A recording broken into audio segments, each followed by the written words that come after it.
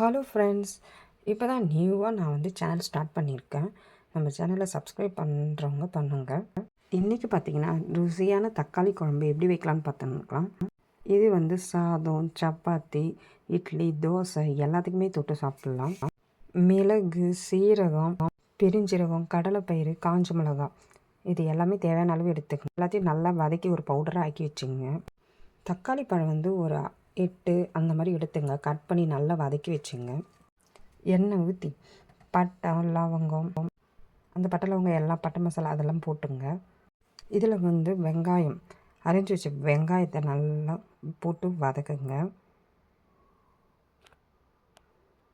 வெங்காயம் வாசனை, பச்சை வாசனை போகிற அளவுக்கு நல்லா வதக்கணும். அதுக்கப்புறம் பார்த்திங்கன்னா இதில் வந்து பூண்டும் போட்டு வதக்கிங்க. நசுக்கி வச்ச பூண்டு.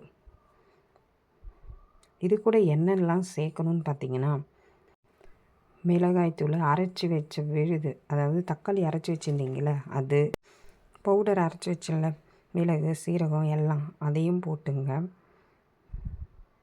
இதில் கொஞ்சம் சில்லி பவுடர் ஆட் பண்ணிங்க, உப்பு ஆட் பண்ணிங்க.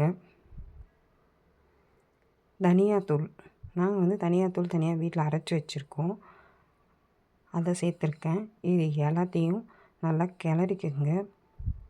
அரைச்சி வச்ச அந்த தக்காளி விழுதையும் சேர்த்து இதில் வந்து தேவையான அளவு தண்ணி ஊற்றி விசில் 2 விசில் வச்சா போதும். 2 விசில் வச்சு ஓப்பன் பண்ணி ஒன்று பாருங்கள், சுவையான தக்காளி குழம்பு ரெடியாக இருக்கும். இது வந்து நீங்கள் செஞ்சு பாருங்கள். உங்களுக்கு பிடிச்சிருந்தால் லைக் பண்ணுங்கள், கமெண்ட் பண்ணுங்கள்.